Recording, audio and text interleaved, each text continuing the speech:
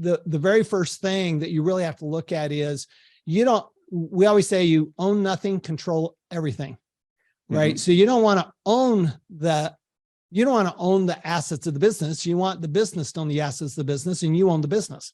So it's that type of thing. You don't want to own the real estate itself. You want to own a company that owns the real estate. So how you do that has such a big impact on your taxes. It's kind of rule number one is how you set up your business. Rule number two is remember that anything can be deductible. So the question is not, is something deductible? The question is, how do I make it deductible? We like to say that if you want to change your tax, you have to change your facts.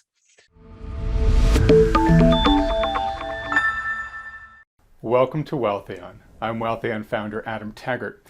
It's said the only certainties in life are death and taxes. And while no one's yet figured out how to live forever, a critical part of the wealth building process is minimizing legally how much you pay in taxes. To do that well, you need a great accountant. Today, we're fortunate to hear from one of the best, Tom Wheelwright, CPA, entrepreneur, best-selling author, Rich Dad advisor, and international authority on tax. With tax season now upon us, Tom will share some of his top strategies for keeping more of the income you've earned this year. Tom, it's great to see you. Thanks so much for joining us. Oh, thank you, Adam. It's always a pleasure to be with you. All right. And Tom, I botched the intro, so we're re-recording it here, but I'm going to re-sing your praises here. Known you for a long time. Our paths have crossed many times. I've always had a tremendous amount of respect for you as an individual, but absolutely for your immense knowledge of the tax code and how to use it intelligently to help people preserve their wealth. So it's a total honor to have you on the program. No, it's always my honor. I love talking about taxes. I think taxes should be fun, easy, and understandable. And if they're not, it's because we haven't, been listening to the right person or the right people or getting the right education. I totally agree with that. And that's really what I want to talk with you about here. That being said, I want to read something because the government isn't making it easy for it to be short and understandable and fun. Here's what I just pulled off the internet right before this conversation here.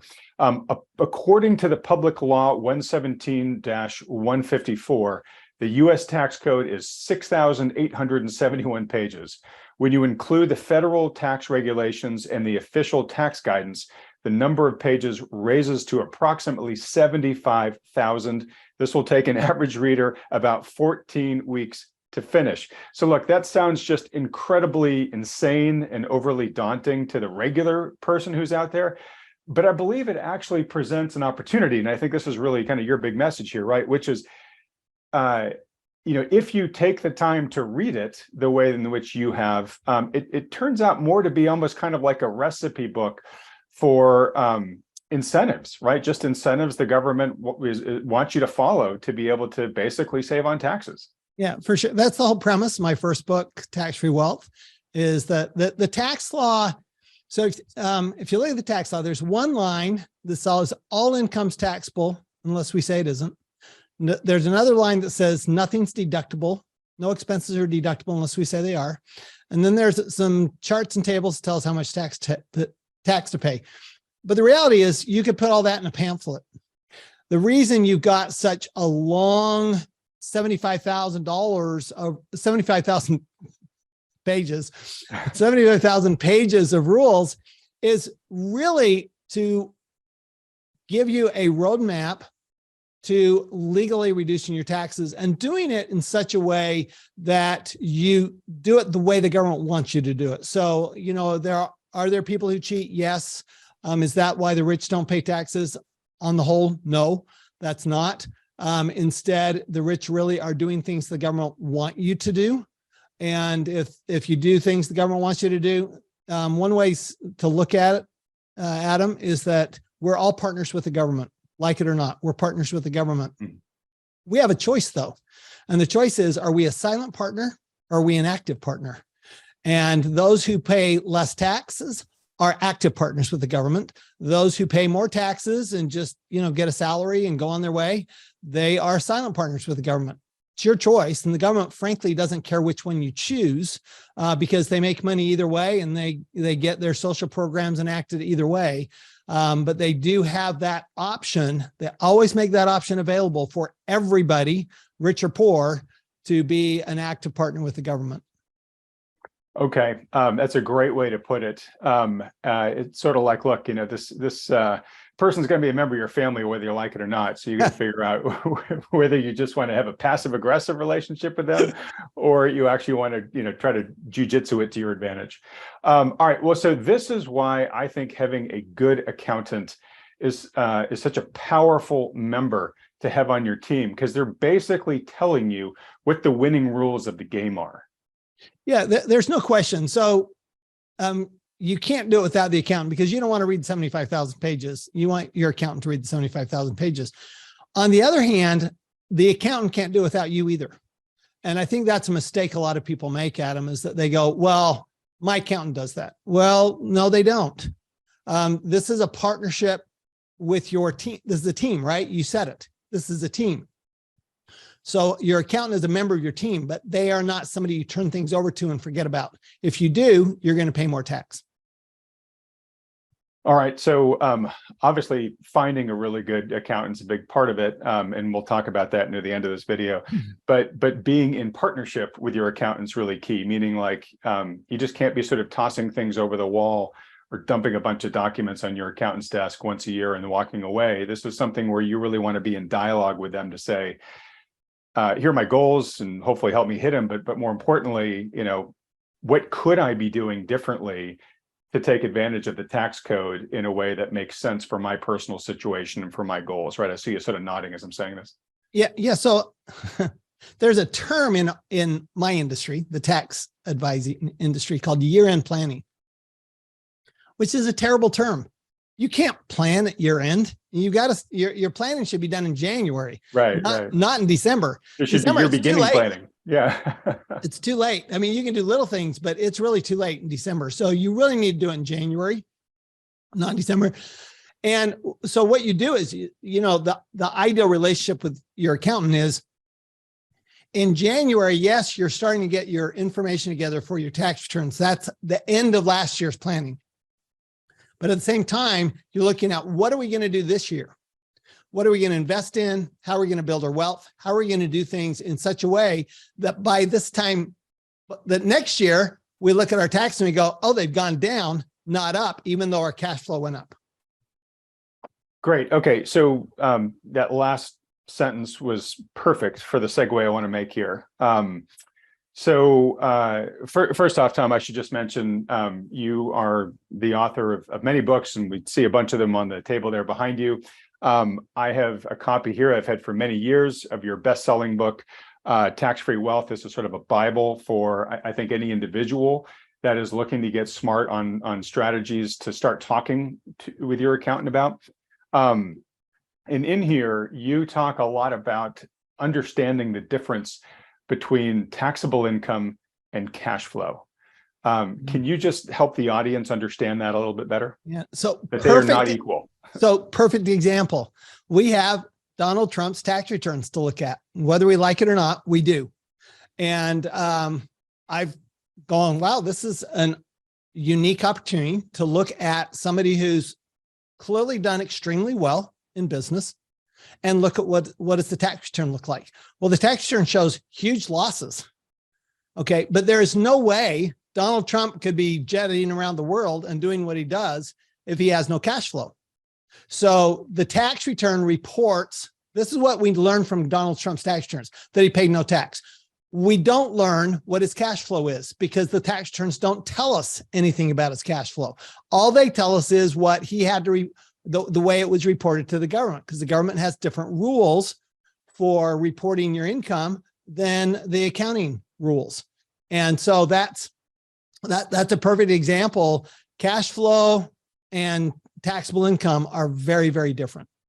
Okay. And I'm going to use an example. You tell me if there's a better one that's out there, but to help understand the difference between what's taxable versus the actual cash flow that you receive.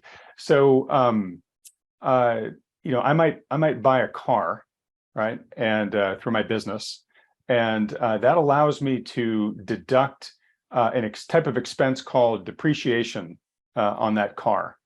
And from a tax standpoint, basically I drive the car for a year, and the tax code says you're allowed to depreciate a certain amount of that value of that car every year. So any given year, I take some percentage of that car and I report it as an expense, right? Because the car depreciated in theory by that percentage value. So it looks like, money was going out the door as an expense. It's reducing my taxable income, but I didn't spend any money. That depreciation by itself didn't take dollars out of my bank account. Sure, the gas I paid for the car did, or any repairs I did, but the depreciation itself really wasn't. It's more sort of a phantom loss, if you will, on the balance sheet.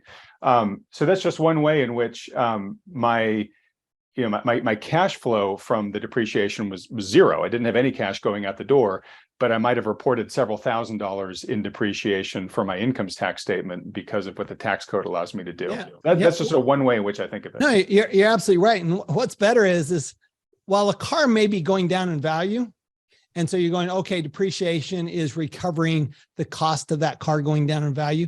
Think about real estate. You get depreciation on real estate and it can be going up in value. So the fact that it's going down, it doesn't have to be going down in value in order to get that deduction. You simply have to be using it. It can still be going up in value. For example, let's go to the car, but let's say you bought a vintage Ferrari. And when, you've got that car, it may be going up in value. But at the same time, if you're using it in your business, you've got a business purpose for using it, you could be getting a deduction. So again, it's an asset that might be producing cash flow, but at the same time, you're getting a tax deduction for it. Okay, great. And I know that we'll want to talk about real estate and a few other types of tax advantaged assets in a little bit, because they're great ways to basically use what you just described as a way to shield yourself from taxes for the government while creating cash flow for yourself. Before we do though, just at a high level, sort of as we kick things off here, how do you go about using your expertise to help clients save wealth through tax planning? Is there a framework you use or a process you use? Is sort of there a starting point when you're starting with a new client from time zero? There is actually. It's a very if you look at, so you've been in the wealth business for a long time, Adam, and you look at how people build wealth. There's a formula to it. I mean, it's a pretty simple. You do this, then you do this, you do this, you do this. You don't have to say, well, you have to be as smart as Warren Buffett to do it. No, you just have to follow the rules and follow the system, and you're going to produce that income. You're going to produce that wealth. The same is true on the tax side. If you look at the tax law, there are patterns in the tax law, just like there are weather patterns, right? The reason we can predict a hurricane is because of the weather patterns and the history. And so we know, okay, well, this is likely to hit at this point. Here's where it's going to go. Yeah, we might be off by a few hundred miles, but we're going to be close, right? The same is true with the tax law. We can predict what will happen when we invest a certain way. We can predict what will happen. And so what we do with our clients, and I know we're fairly unusual in this, but we actually start with the tax planning and then follow with the tax compliance. So compliance is not something that's real valuable to most people. It's something that you have to do. But tax planning, we can reduce your taxes. Well, that gets pretty exciting. So we start with the planning. In fact, we actually require it. We won't even take on a client unless we start with the planning. Okay. And just to make sure people understand the difference between planning and compliance, is compliance more like the actual filing of the returns? That's the filing of the tax returns. That's putting the information in the tax software, getting out the door. That's what you do with TurboTax or, H&R Block. That's what they're doing. Accountants do the same thing because it's more complicated. So you can't do it yourself. But that's something that's just required. What's really where the benefit is coming up with a plan of action, what we would call a strategy, but a plan of action for, okay, based on how you're going to build your wealth, what's the best way to reduce your taxes? So if you're going to build your wealth in your business, how do we do your taxes in your business? If you're going to build your wealth in the stock market, how do we reduce your taxes from the stock market? If you're going to build your wealth in real estate, how do we reduce your taxes using real estate? So it doesn't really matter which one you do. What matters is that your accountant understands which one you're going to do, Right. because we can't help with the taxes until we know what you're going to do with the money. Got it. And presumably for your clients that have more assets, they may be using strategies in every one of those buckets you just mentioned, correct? They may. The very wealthy people are trying to diversify, but the people who are starting out, or the people who are just building wealth, tend to be very more specific and directed. Yeah. And they're very income dependent, and they're it's the old niche will make you rich, right? Nobody got rich out of from diversifying, but not to say that there isn't a place for diversification. It's just that when you're originally building your wealth, typically you're doing it in one asset class. Yeah. Okay. All right. I've got a lot of really fun questions for you, kind of around this stuff that we'll make our way to. I guess sort of next question here. So you've got your framework, and look, I understand this is just like, we have our financial advisors on every week, and they have to give kind of broad brushstroke answers, because the answer that's right for the individual completely dependent upon the individual's unique, circumstances, right?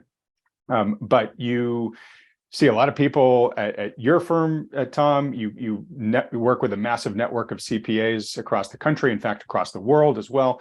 You talk to people at conferences all the time. What are some of the, or I guess when you're starting off, like where do you typically find the biggest bang for the buck when you help somebody go from however many taxes they're paying today to hopefully paying less in the future? That's easy. The biggest bang for your buck is always going to be a business. Okay. And it doesn't matter what country you're in.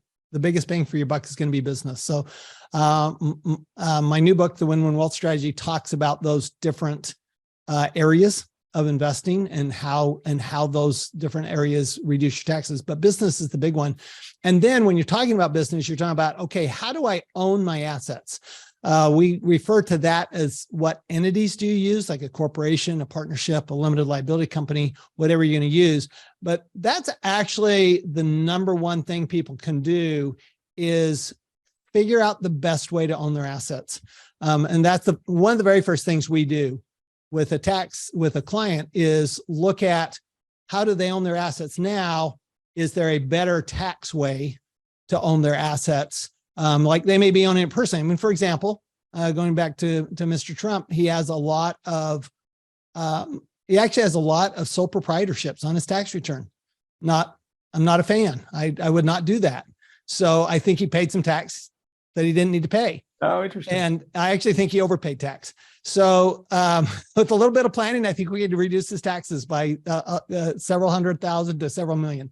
But you might find you get a call coming out of this video from someone in this organization. I doubt that, but I would be happy to. I'd be happy to take that call.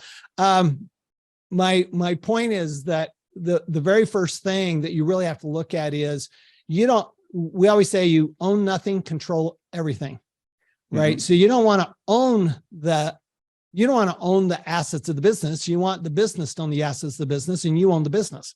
So it's that type of thing. You don't want to own the real estate itself. You want to own a company that owns the real estate. So how you do that has such a big impact on your taxes. It's kind of rule number one is how you set up your business. Rule number two is remember that anything can be deductible. So the question is not, is something deductible? The question is, how do I make it deductible? We like to say that if you want to change your tax, you have to change your facts. And it's pretty simple, actually. So I can make, I've got this beautiful wealthability mic here, and I could make it now this is deductible, but you could buy one and I could make it deductible for you. You just have to know what do I have to do? How do I have to use that? In what way do I have to use it, document, et cetera, to make it deductible? Okay, fascinating. Okay, so first off, I'm assuming businesses or incorporating really helps, because that's a vehicle by which to have business deductions, right? Business expenses. And when you said own nothing, control everything, totally makes sense. You want the most tax advantaged entity to own the assets. I presume there's also in many cases, like liability shielding benefits that come along with that too, right? Yeah, in fact, so we actually look at, there's really 4 aspects of the planning that we're doing. You're very involved in the wealth side. You really do need a wealth strategy. You've got to have a tax strategy, but you do need an asset protection strategy because you're building wealth.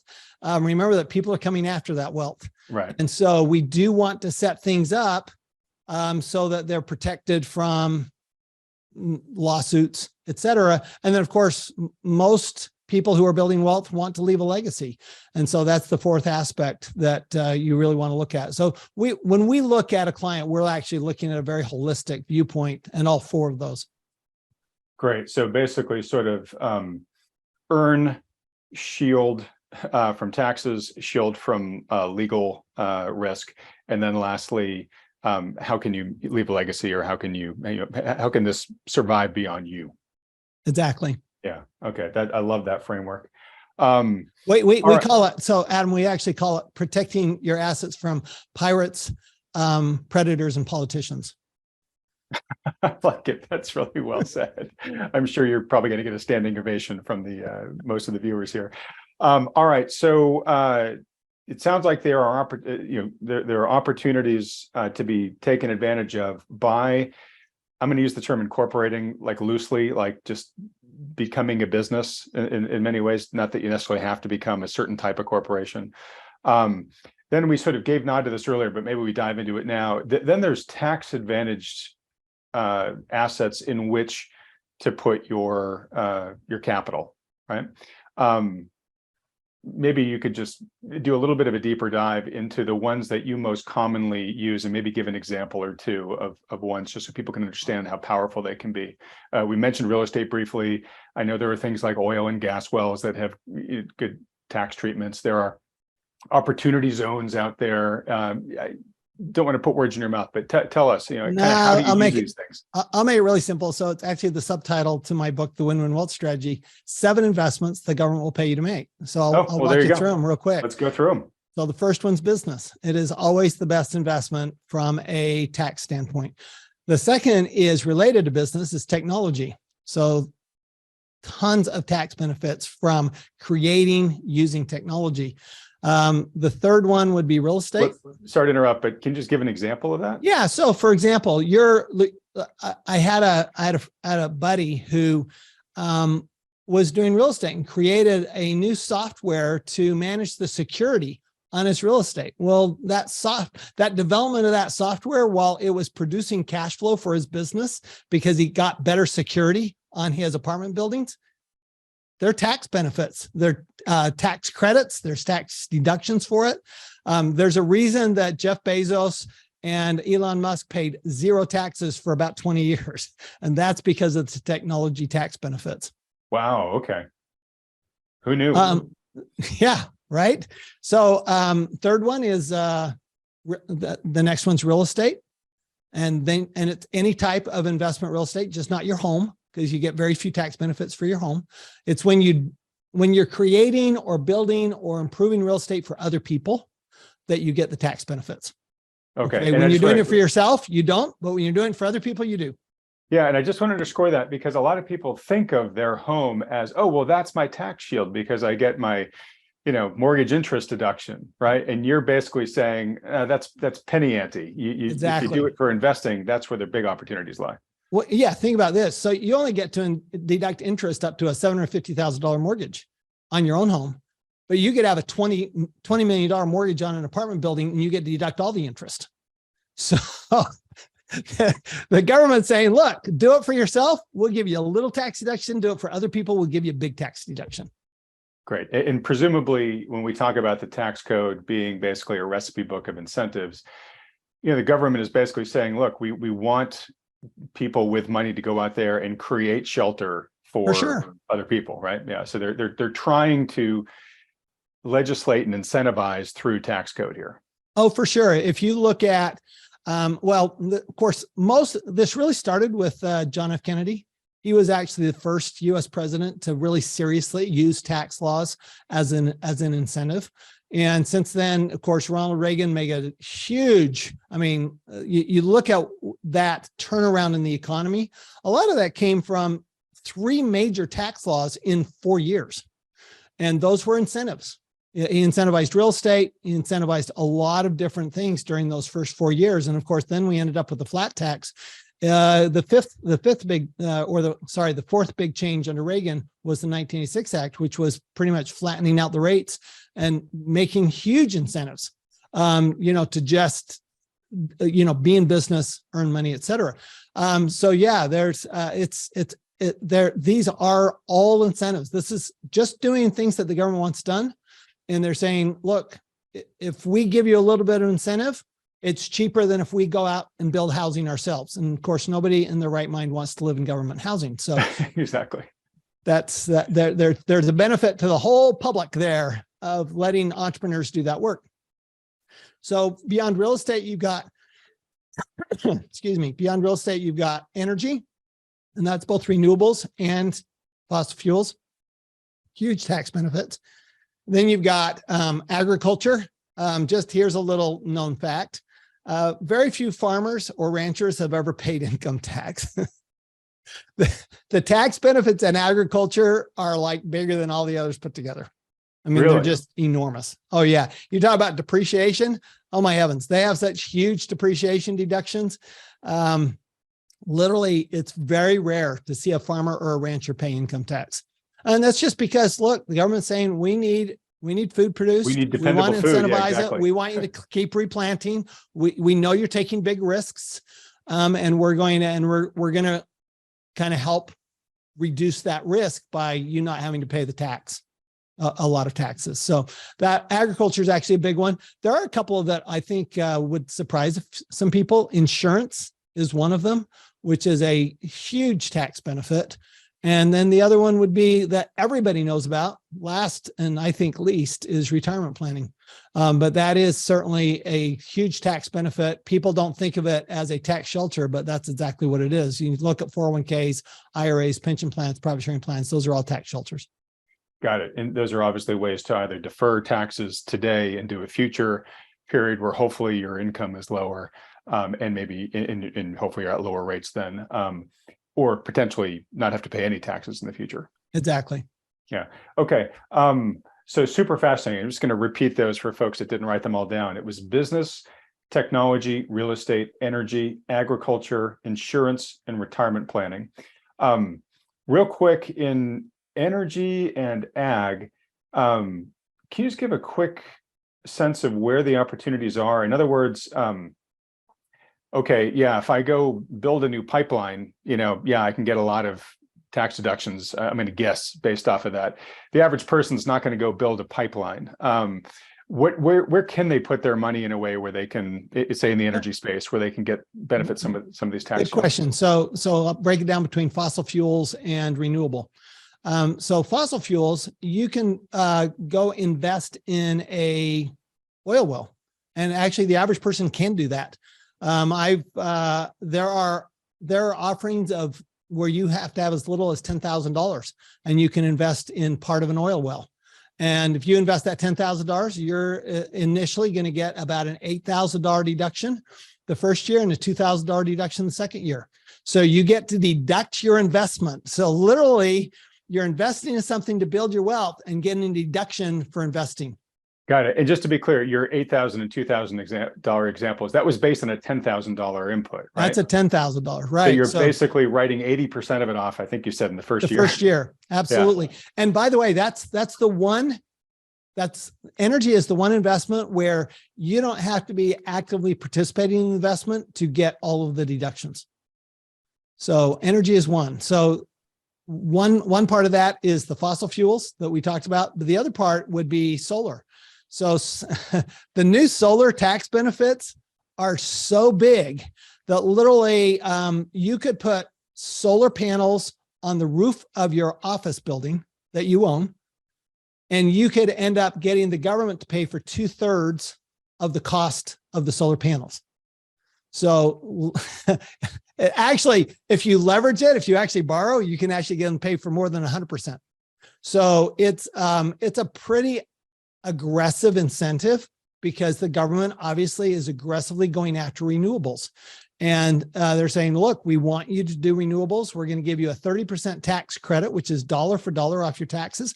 And then we're going to give you an 85% tax deduction on top of that if you use it on your business. If you use it on your home, you get the credit, not the deduction. This again, so one of the things that I think that is important for people to understand is these tax benefits build on each other. So business is the best, but then you add real estate. Real estate is a business, but you also get the business tax benefits and the real estate tax benefits. Then if you put your renewable energy on your business, so now you've got the business tax benefits, the real estate tax benefits, and the energy tax benefits. So you're really getting a triple play on your really what all amounts to business activity. So let me simplify this with an example. Right now, you're looking at Wealthion headquarters, right, which I'm running out of my home office, right? If I were to instead buy a building in town to run this business out of, that would be my first. I'd have my business, then I would buy commercial real estate to have that in. So I'd be taking advantage of two of the options. And then if I decided to put solar panels on that building, I've now got my third opportunity for deductions here. Yeah, literally as we speak, solar panels are being installed on the roof of my commercial building, office building, as we speak right now. So I don't talk about anything I don't do. So I do. I'll tell you, I'm in Arizona. We have a lot of sunshine. So I don't want to be paying utility bills. I'd rather have the solar energy so that I offset my utility bills. So I'm basically getting retail rates for my solar panels because it's money that I would otherwise send to the utility. And instead I'm keeping the money because the solar's paying for actually providing the energy. Right. And I don't know in your particular case if this happens or not, but if you have surplus energy from those solar panels, are you selling it back to the grid and making an income off of it? Yeah, but it's not very much. So that's actually where the money is in taking care of your own energy needs. That's where you make the money. Got it. Okay. Good point. All right. And then let's go to ag for sort of a similar. So it sounds like what you're saying is there's a spectrum of opportunities in each one of these, right? Sure. You could become an entrepreneur in any one of these and build something really big that might require raising capital and all that type of stuff, right? You're building a $20 million apartment building, sure. Or my example of the energy pipeline, right?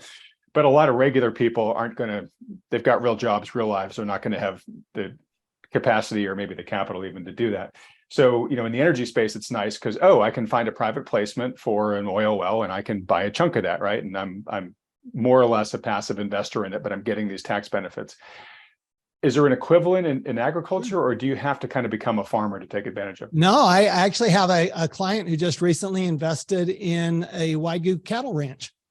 And so they just put a small amount of money. The rancher was looking for capital to buy the heads of beef. And so my client put some money in and, bought and actually invested. So they will get the tax benefit of the cattle ranch. So you can always do it. You always let somebody else be the operator. Okay. Okay, great. You don't have to be the operator. You can let somebody else be the operator. And are these mostly sort of private deals, private placements, or are there opportunities to buy into publicly traded instruments as well? They tend to be private deals. And so you do tend to need to be an accredited investor on a lot of them, but that doesn't mean that, there aren't friends and family deals out there. Yeah. You just do a little networking and you're able to put some money in. Not a lot of public deals like that. I mean, you have like in real estate, you can go and buy into a REIT, right? A regulated a real estate investment trust, which is basically a mutual fund of real estate. Not a lot of that in agriculture right now. But that's not to say somebody couldn't do it. It's I'm just not familiar with people who do it. The place I where actually you am on the agriculture side. That's a I whole will other tell you video the on place it. where you'd most likely find that is in vineyards Okay, yeah, well, and then I'm investing surrounded in by a them here. vineyard. Yeah. All right. Well, that's super fascinating. So you know, you're pointing to the need on your wealth team, finding people that are good, you know, sources of good deals, right? So these are people Absolutely. that know all the syndicators for real estate Yep. deals, or know the good people in the energy space, because obviously any one given private deal you hear about, you know, in a hallway somewhere might sound enticing, but you have no clue whether it's really good or not if you don't have any Exactly. experience in that space. So leveraging those people that have experience looking at the deal flow, super key. All right, and then on insurance, just explain to us a little bit about how insurance is used to shield taxable income, and again, if there is that making sure you have the right types of insurance, or there are ways to invest in insurance ventures that give you the deductions? There's both, and actually insurance, it's on the income side, not the deduction side. So life insurance is the most obvious because life insurance proceeds are not taxable. They're completely exempt from income tax. So, and this is one where literally the average person can do this because they can buy a whole life policy or universal life policy. The asset grows. It's a conservative investment. It grows slowly. But what you have inside of that policy is you have a cash surrender value. And I know you're very familiar with this, Adam, but that cash surrender value is available for use. And the way it's available for use is the insurance company will lend you money equal to your cash surrender value at any time. And it's actually part of the policy terms. And they'll lend it to you. It's not like a 401k where you're borrowing the money out of the 401k. This is where you're actually using it as collateral with the insurance company, and the insurance company is lending you the money, which means that your asset continues to grow inside, but you have that money available to go invest in something else like real estate, stock market, agriculture, wherever you want to go. But the growth in the asset inside the insurance policy is not taxable. And if done right, will never be taxable. It's literally forever tax-free. Okay. And this is a topic that I'm going to have to cover on this program with a video in and of itself. This is what people are for the different names. One of them, I think, is called infinite banking. Though, right, Tom? That is I understand that as a trademark term. Yes. Okay. I think we might even know the person that trademarked it, but I mean, it is really fascinating. And there are all the elements that Tom talked about, and I mostly understand it. But my understanding too, Tom, is that there are, you mentioned it's a conservative instrument in terms of sort of how it grows. Mm-hmm. But because it's conservative, there are floors in terms of like no matter what the market does in a given year, it's basically guarantees that you will at least get some return. So like it would have been wonderful last year, right? When the markets were down 20 to 30%. And even if your minimum guarantee was only a 2% increase, that's phenomenal versus a negative 20% in the markets, right? Right. That my whole life policy did not lose money last year. That is correct. Okay. All right. Fascinating. Okay, great. I'm asking these digging questions just so people get a general understanding of each. And if there's demand from this audience to do a deep dive in any one of these things, you know, we'll do a whole video just on that alone. All right. Look, well, that was super useful. I'm curious, again, you see lots of people, you sit down, you know, personally and go through people's situations with them. What are some of the most common mistakes you see people being guilty of making when you sit down with them? So one of the biggest mistakes is not keeping good records, and doing your own bookkeeping. Okay. That's a huge mistake. Don't do it. Don't let your aunt, uncle, nephew, niece, don't let those people do it either. You need a professional bookkeeper. You want to keep good records. The rule for example, for a business deduction, there are only 4 tests you have to meet, but there's one test that trumps all the others, and that is you have to have good documentation. And if you don't have good documentation, it doesn't matter if you meet all the other tests, it's not deductible. We always say, Adam, that if you pretend to document your deduction, you get a pretend deduction. Okay, good way to put it. It's you really do have to. That's the first thing an IRS agent looks at.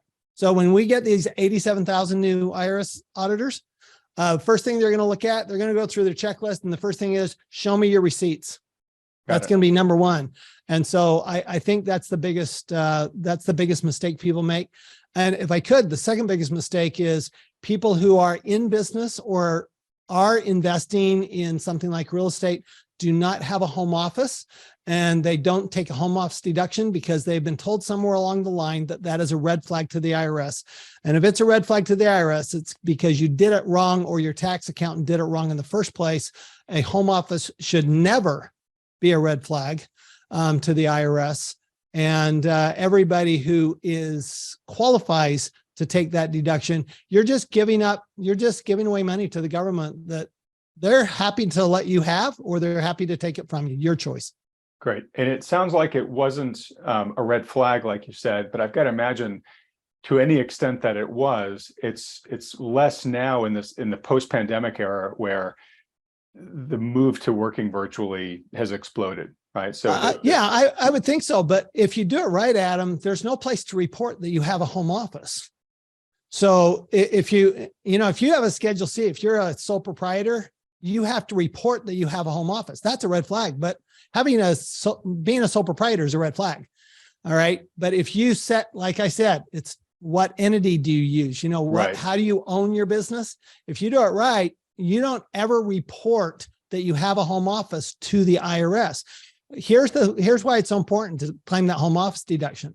Your home office deduction, if you have a home office, you will double, in most cases, your deduction for your car, because you don't have a commute.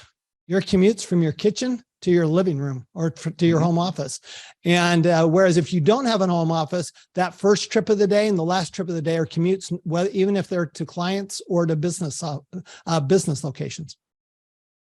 Got it. Meaning if it's a home office, any trip out of your home is, as long as it's for business, it's going to be deductible. So you just don't have a commute, and commuting is what eats up most people's automobile deductions. Yeah. Okay. That's a great point. Wow. All right. Most people wouldn't think taxes could be fascinating. Tom, you've definitely proved that wrong in this discussion. I think I'm even having fun. So I think your original checklist, you're really delivering on it. I got to start beginning to wind this up, but I still have a number of questions for us to churn through. Before I get to this last section, just one quick question here, which is how much of somebody's tax situation is dependent upon the state in which they live, or let me even say the state or the country in which they live? Is it a big part or a smaller part than most may realize? Well, if you're able to live in a country that has no taxes and you're not being taxed as a citizen of another country, then you can completely escape taxes just by living somewhere. So that can have an impact. Right. Like in the US, there's a lot of people that have moved to Puerto Rico, Right. Well, Puerto Rico, of course, is the US, but Puerto Rico has very specific rules. And so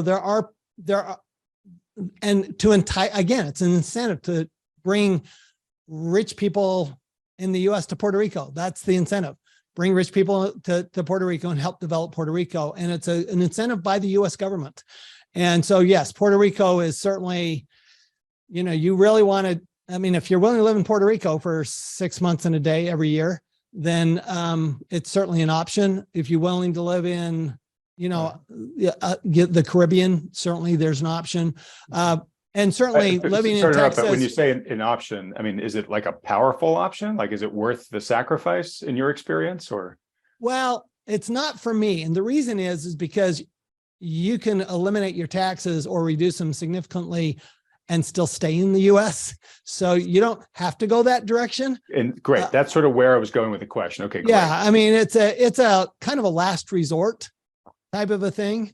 Or if you're just not going to build your wealth in the way the government wants you to, then it's an option as well. Okay. But it is an option. Sure. Okay. All right. Well, Tom, look, I'm going to wager that you have told the audience here during this discussion a dozen or more things that they did not fully understand or maybe hadn't even heard of before around taxes. And it just makes me, I have this question a lot with our advisors around general financial literacy. but why isn't this stuff taught more widely, right? It's so practical, right? It's completely relevant to just the human existence, living in a country, right? You have to learn how to navigate, with the tax code. Everybody has to pay taxes. Why are we not taught this stuff, at least in school? Why are we just shoved out in the world totally ignorant of all this? Is it just because we have a broken education system, or is it because maybe they just don't want too many people knowing how to play by all these rules? I have no idea, Adam. I would love to see financial education schools just like you would. I have a theory though as to why advisors don't educate their clients. I call it my black box theory, and it goes something like this. I spent 20 years learning my profession, and if I teach you what I know, you won't need me anymore. And I have taken the opposite approach, because I believe that the more educated you are, the better client you're going to be, and the more you're going to need me, because you're going to build so much wealth. You're going to need me more and more and more. So right. I just have the opposite view, but then I, of course, have the opposite view of taxes in general. So I think that there's a lot of a scarcity and a lot of fear around taxes and finances in general. And I can't tell you where that comes from, because I grew up in a family of entrepreneurs, so I never had that. And I think that it is a shame. I think that that's why I wrote Tax-Free Wealth, was so that the average person could have this, not just the rich people. Okay, yeah. So I grew up in the opposite type of family, where there was a lot of fear and scarcity around money. And I will say my experience with accountants, and I've had at times what I thought were good accountants, like they seem to be good at putting the returns together, but none of them sat down with me and had a discussion on the things you and I have talked about. I think they did a good job of sort of filing their returns on time, as I guess they should be filed with the IRS, but there was no post or pre-year planning of, hey, if you invest in some of these other things, I can get your taxes way down a lot more. Why is that? Is that the black box dependency, or do they perhaps not really know about this stuff? It's both. It's some of both. But I will tell you, so several years ago, so we have, as you mentioned, we have a network. I actually run a network of CPA firms in the US and Canada. And I offered to somebody I knew, a business colleague who was running a CPA firm. I said, would you like to join a network? And his response to me was, why would I want to tell somebody else what I know? Yeah. So, as a network, we talk to each other. We're always helping each other, right? But that's a scarcity type mindset. And they go, well, there's only so many clients, et cetera, et cetera. So I can't tell other people what I know. And you and I have a very different philosophy, Adam. We're out there, doing things like this for free, right? We're out there telling people, here's the financial education, here's how it really works. Knowing that the more people we serve, the more effective we become, and the more opportunity that people have. Yeah. Well, look, I'm super glad that you are driving the model that you are, and I think to a certain extent, sort of driving the industry towards change in whatever way that you can. The other thing that really bugs me about that, and I rant about this pretty often, is it's actually pretty hard these days in America, in my opinion, to find an industry that's not being run like a cartel. And, accountants are a lot like lawyers, in that way, or other people with specialized knowledge, where they basically just say, we've definitely had a major consolidation of the accounting industry. A lot of big firms are gobbling up the little firms. And as a result, you get a lot of mediocre accounting firms, in my opinion. And they're really just trying to push work out the door and, have as many clients as we can, serve them as fast as we can, and just get the work done, rather than having that individual. You live in the financial planning world, and that there are financial planners that just say, well, here, we're just going to do this allocation and then forget about it. And then there are the financial planners that work with their clients on a, daily, weekly, monthly, quarterly basis. Right. Same thing with accountants, right? So the really question is how much is your accountant an asset versus an expense or a liability? Got it. And let's go back to my point at the very beginning of this conversation about the importance of getting a great accountant as a partner, on your team, right? And one of the things that I've noticed in the industry consolidation that you've been talking about in the accounting world, because I've seen it with several accountants that I was working with, is they have had to basically change their business models and say, look, I'm not really making the money that I need to make or want to make just doing these returns. And so I need to get into something that makes me more money. And so they're now basically becoming more financial planners, where they're saying, look, if you put your capital with me, you'll get the tax returns for free, right? And the problem with that model is someone can be a great accountant.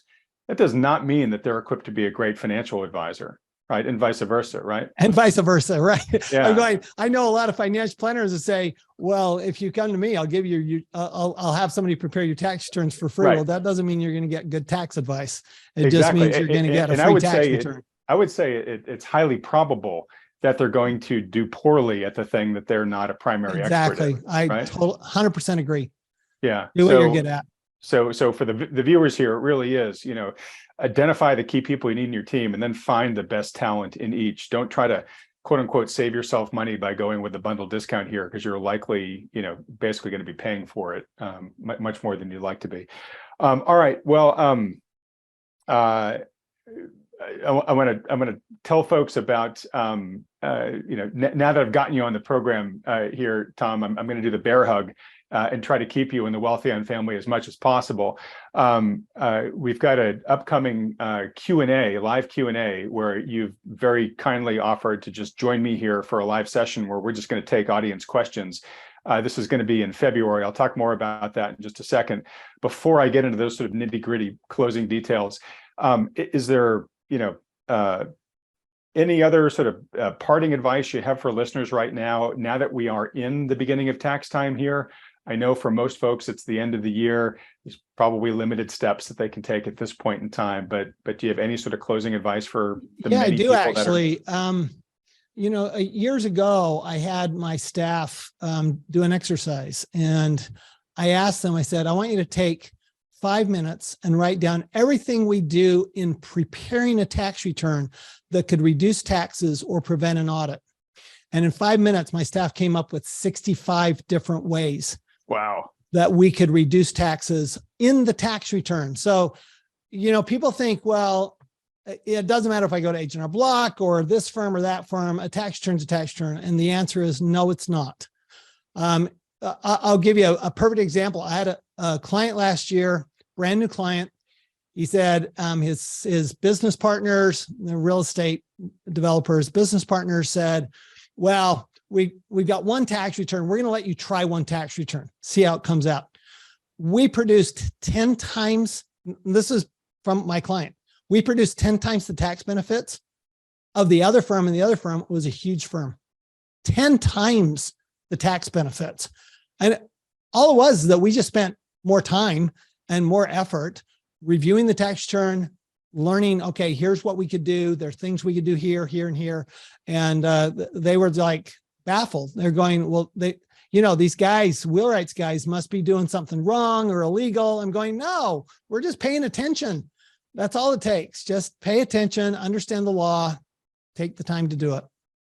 And that's what's so interesting. So, I've seen studies where they send out they send out the same returns to a dozen different firms. Sure.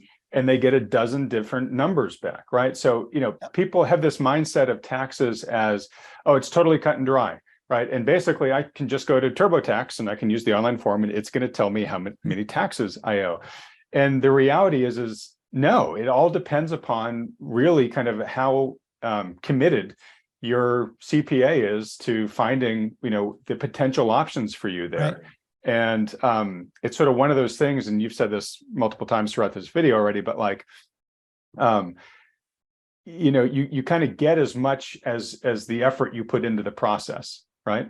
And so, I just want to underscore for folks here that are thinking like, well, no, surely, can I just use TurboTax?